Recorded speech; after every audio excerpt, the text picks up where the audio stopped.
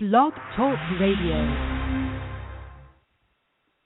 Greetings and salutations, hempsters. This is another lovely day in the green state of California, and this is your hempterpreneurial host, Tyler Hemp with HempAware Radio. We have a very special guest on today's show. Her name is Jay Baker with Mr. Natural's Coffee and Tea Filters, and today we're going to discuss one of the original hemp products that was designed over 20 years ago. Jay Baker's been in the industry for more than 30 years. She's one of the original pioneers to bring hemp back to the United States. And we're also going to discuss what inspired her to develop a product that could be brought to the masses. She's got an amazing story. She's got actually amazing stories to tell, and hopefully we'll get into some of them today to inspire you on your path to bring hemp to the world and integrate hemp into your lifestyle. It's an honor and a privilege. Jay Baker, thank you so much for being on the show today. Good morning, Taylor, and thank you for inviting me. It's my pleasure. So to get into the meat of the show and let our listeners know a little bit about your background and what inspired you to get into the hemp movement, tell us a little bit about your history and what, how you initially were introduced to the hemp plant and, some of the, there's so many stories we could get into, but what was the initial beginnings for you? Well, I was first introduced to the hemp fiber and material through my travels. I've been traveling to Asia for over 30 years, and the first time that I actually saw hemp was in the late 1970s, early 80s, as I was traveling through Thailand and Laos. They had hemp as a material that they hand wove on a backstrap loom. At that time in my life, I was working with hand weavers and village people, in particular women, helping them to form self-empowerment cottage industries for women and tribal people. We used the natural fibers that were available to them in their environment, and cotton was used quite a bit, silk, ramie, which is a banana fiber product. The problem with cotton was that it was a heavily produced with pesticide type of material. When we discovered that they were using hemp, we also discovered that it was pesticide-free, was not hard on the environment, and easily accessible to the everyday person, as they could grow their own hemp fields, wet the material, and take it through the entire process of bringing it into a fiber that could be woven. It was the strongest material and the most durable material. This is when I decided, well, this is probably the best material that we have out here on the planet right now. When I came back to the United States, I actually went to Washington, D.C., and went to the Library of Congress, where I went into the Rare Books Library. I looked up the original reading machines because it turns out that the United States had a long history with hemp, and I found the original machines that were drawn, and this was in the rare libraries where you can't, it's a cold environment and the documents are old, and there was quite a bit of history there. It turned out that was also extremely valuable in the beginning of the history of the United States. As some people know, our flag was made out of hemp, and our Constitution, which is why these items still exist today. As well as if you go even further back, when I went to Europe, I found that Rembrandt and many of the original artists used hemp canvas. This is also why these masterpieces have been easily preserved throughout hundreds and hundreds of years. And supposedly the word canvas comes from the word cannabis. It's one of the etymology, origins of that word. Well, that's an inspiring story. You've definitely been a part of the cottage industry, helping these small businesses. You've been a hemperpreneur yourself. One of the original products that you developed was Mr. Natural's Coffee and Tea Filters. So let's start talking a little bit more about that. Why did you decide to develop a coffee filter or a tea filter as your main product? Well, okay, let's visit this idea again of canvas, which is a Dutch word. And that is true. The Dutch people also used it, as well as many Europeans. It was the original material used for the sails. Once the people sailed and got to the New World, they actually then converted those sails into the wagon train covers, which then took them all the way across this vast unknown territory called eventually the United States. When they got to the West Coast, the material was still viable. They began making their jeans and pants out of it. As a matter of fact, Levi still has an original pair of the Levi 100% canvas hemp pants. Oh my gosh, that is such a cool world story. It is not exclusive to the United States. We were involved in it in the beginning, and we're catching back up again, and it's actually a world story that goes on for many, many centuries and many, many cultures.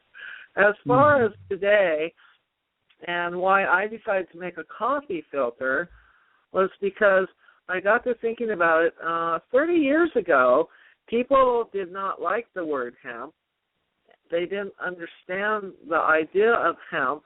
It had passed through our memories, and it was gone from our daily existence. I wanted to make a product that could be used as a daily household application product with the love of coffee that the United States and people in the United States love coffee.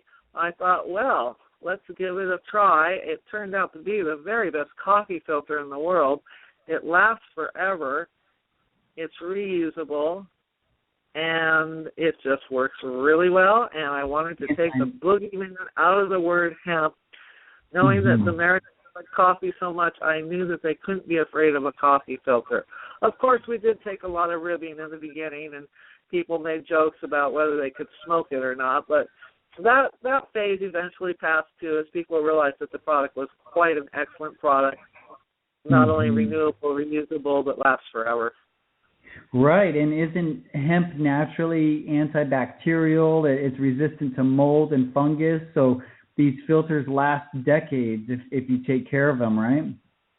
This is true, and then also the other benefit of a Mr. Natural's coffee filter is that it actually removes all the bad acids and oils that are in coffee that can be harmful to the human body.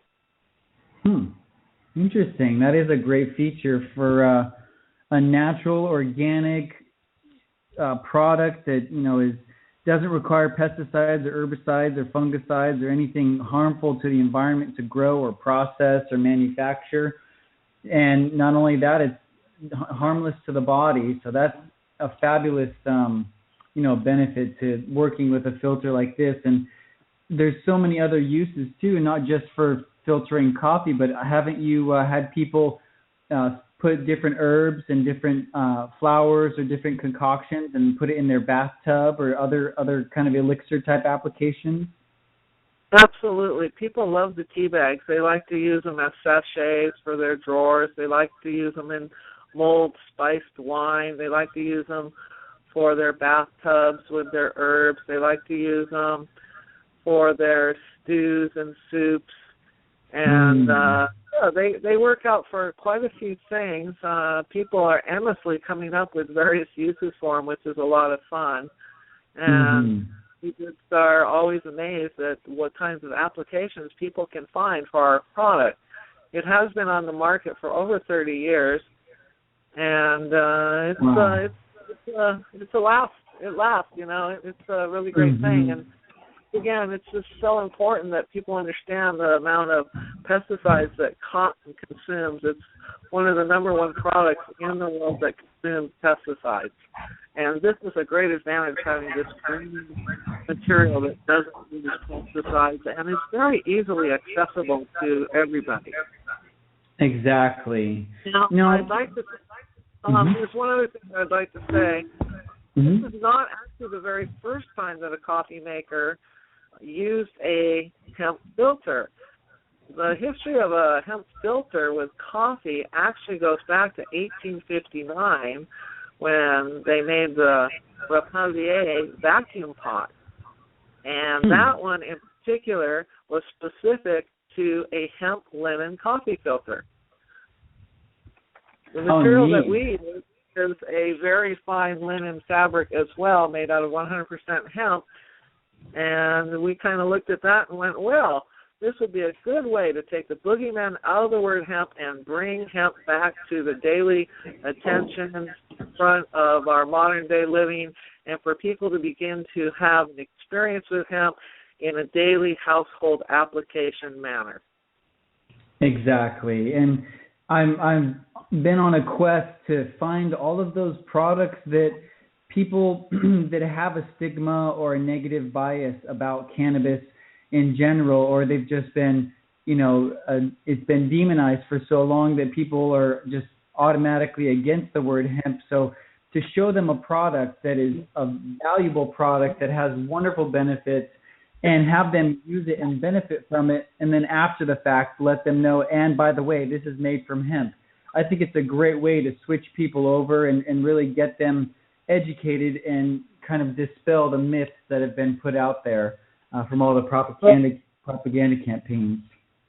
Yes, and when I went to all the coffee shows and conventions, the old-timers that had been in the coffee business for a long, long time, they told me that originally coffee filters were made out of fabric, and that a true coffee connoisseur actually preferred a cloth filter. The problem was that most people did not have the wherewithal or the means to actually purchase enough material to be able to begin manufacturing. And that's when I decided that I would look into bringing this material to the forefront. At that point, I went to China in 1980s, and I was working with people like Dosa of Los Angeles and New York. They were high-end fashion designers. They wanted to bring hemp onto the fashion scene for the clothing. I would bring them containers of hemp fabric, and I decided that I would take my pay in material rather than cash. At that point, I had told the little people that had begun getting an interest in manufacturing hemp products that they needed to have access to the raw material for the same price as the big people if they wanted their products to succeed on the market price. And that's what we would do, is sell the material to the little people for the same price as what the big fashion designers were paying, even though the little people could only afford maybe 100 yards of hemp fabric at the time rather than a container. And then, you might remember at that time in the United States, suddenly you saw everybody wearing hemp baseball hats, T-shirts, fanny packs, vests, shorts, all kinds of clothes. They were the very first product to actually come to the marketplace were the clothing. Right. And then at that point what happened is we went back to China, and there were starting to be more of us, so we talked to the Chinese government and got them to put up $15 million, and the Dutch government to put up $15 million to actually recreate production of hemp on a bigger level in China. Wow, and that was over 30 years ago? Yeah, that was about 30 years ago. 35 wow. now, actually. It's gone. I can't even believe that myself. But yeah. as you've China been really... as China started to modernize, unfortunately, we started seeing polyester in the marketplaces instead of the usual bolts of silk and cotton and the natural fibers. So it did take a little bit of to the Chinese government that there indeed would be enough of a demand that it would be worth their time to bring back this wonderful natural product, which, of course, the demand continues to grow today. Right. Man, so you've been on the forefront. You've helped change the minds of these leaders in government. You've been an entrepreneur, bringing products to the market, and just an ambassador of these small cottage industry type, businesses. So I would love to hear your perception on the next 5 years, 2 to 5 years of the hemp industry. Where do you see it going, and how do you see it playing out? Okay, well, why don't we talk about, so the first products that we began to see, which would be in the beginning of the 80s, were the actual clothing products that I talked about. They were the most accessible, the easiest for people to bring to market. The next product that was being worked on at the same time, but we didn't see it right away, so it was kind of in the background until they figured out how to perfect it, was the construction materials. The University of Washington actually developed the very first hemp fiber board. It was great, it was beautiful, it was strong. The problem was it was too strong. They could not get a screw or a nail through it. So they had to go back to the drawing board and figure out, well, how are we going to make this fiber board and be able to go ahead and get a screw and a nail through it. So they did that, but then we had people building the earth ships and these types of buildings where they used to use the straw hay bales, and there was no reason not to use the hemp bales. And usually when you make a hemp bale or hay bale house, you're going to cover it with some type of cement. And at that point, they developed the cement from the hemp as well. So the construction materials were coming to forefront, but what we really saw was our health food products. If you went to the health food conventions, what we saw coming next was such products from Hemprella as the cheese, the oil, the seeds, as hemp is a very, very healthy product. It can be ingested without any kind of altering state of consciousness being induced. It's extremely healthy for the body in many, many ways. So our main products that we saw were the clothing, the hemp food, and now a lot of this hemp building material. Mm-hmm. And and so it was really, really nice to see that and to continue to see all the different ways that people are beginning to develop different products and ways to use hemp. In Germany, they do have the hemp plastic. They make dishes, silverware, cups, all kinds of things. Hemp, car doors, bowls, drums. Yeah, we've seen some really amazing hemp fiber composite products out there, and there's just so many amazing things coming onto the market. I'm curious, what are some of the products that you want to see, really spearheaded into the future in the next, 2 to 5 years? What would you love to see in the market, really readily available for, consumers to be utilizing? What products do you feel would be most valuable that are made out of hemp? Well, let's look at it this way again. If we take a look even at our own history and our own industrial history at the beginning of the turn of the last century, we had our great industrialists like Henry Ford, who made significant changes and contributions to society and the world, bringing in cars. And Henry Ford was a brilliant man as far as he had a vision for the future. And I always like this quote that Henry Ford said, and I think it's really important for people to consider this quote, and then they can understand even further what kind of applications hemp can be used for now and in our future, bringing us to a cleaner, greener reality and existence. And his quote was, why use up the forests, which were centuries in the making, and the mines, which required ages to lay down, if we can get the equivalent of forest and mineral products in the annual growth of the hemp fields. In other words, hemp can be used for just about anything. We don't need to cut down the forests. We don't need to scar our lands with ugly mines, because in an annual agricultural cycle, we can easily grow hemp, which can pretty much replace just about anything. In particular, probably everything that the oil is being used for today. Many of you know that there is biodiesel fuel out there. Any kind of oil can be used for that. Hemp is also used for fuel. And I'm sure that most of your listeners are aware that food, fuel, fiber, and just about anything can be used and made out of hemp. We are without limit. Our goal here is to create a very bright future for the generations of today, and for them to realize that there's actually a lot of green technology available. There will be clean, green jobs. There are now.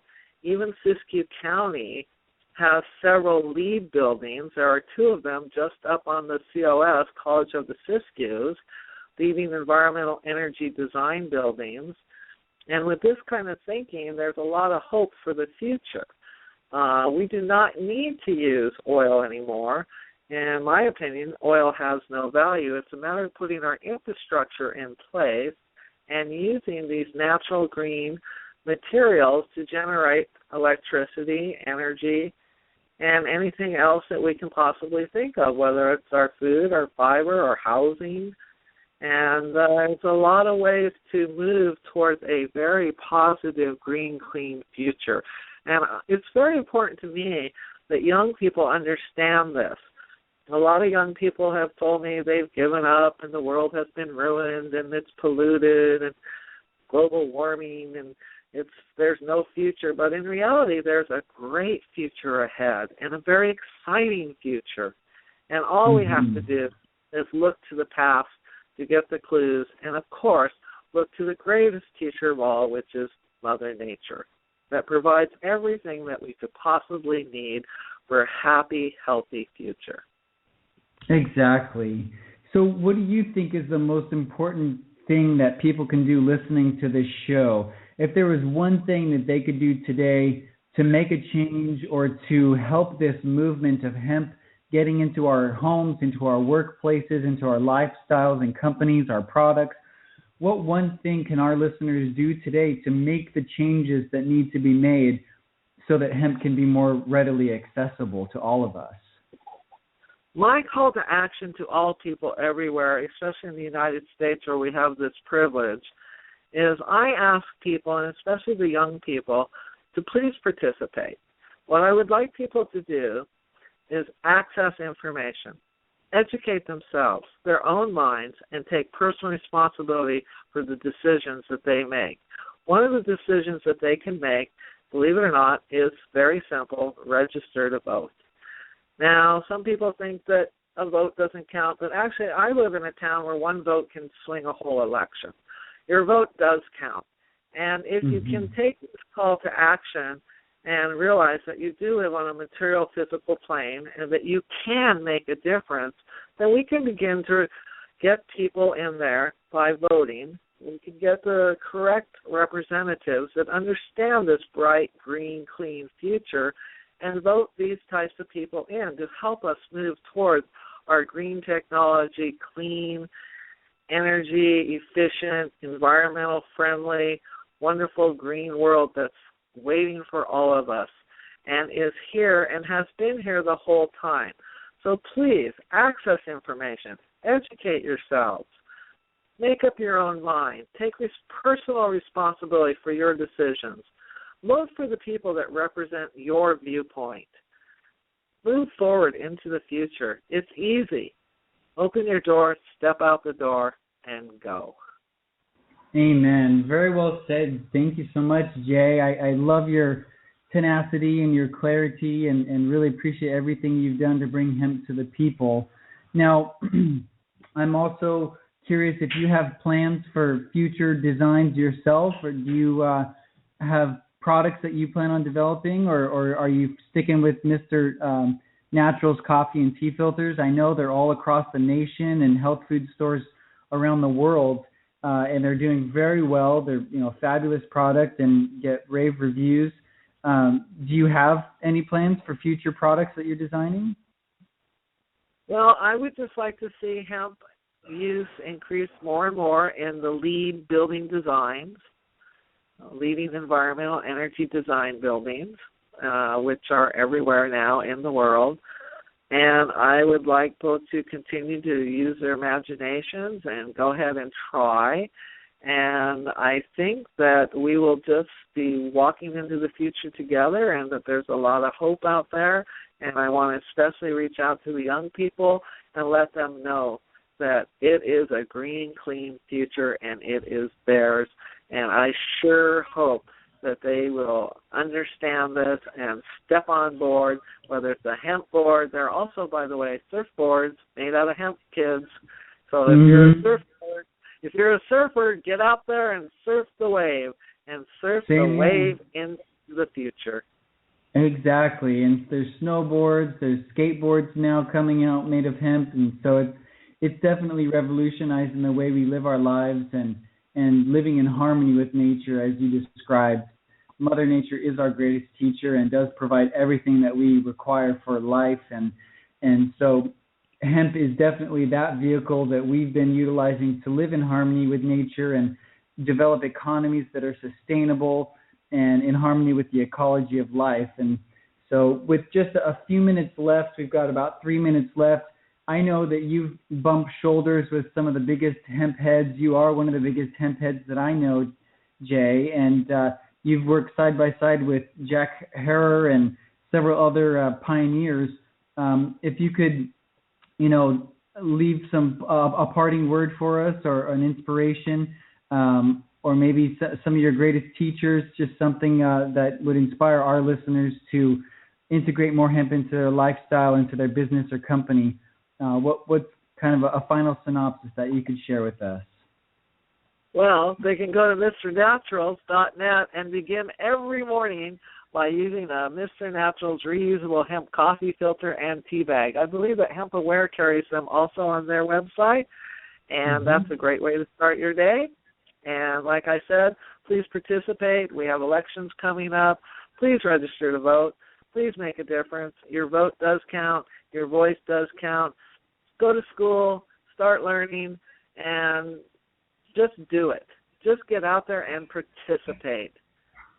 Right on. And for our listeners, if you want to pick up a book, you can visit hempaware.com/books. We've got Jack Herer's books, Chris Conrad, Doug Fine, all the latest hemp books that are out there, or just take a look on Amazon and get yourself some hemp books, as Jay mentioned, and really educate yourself so that you can share this powerful, inspiring message with your community and your friends and your family.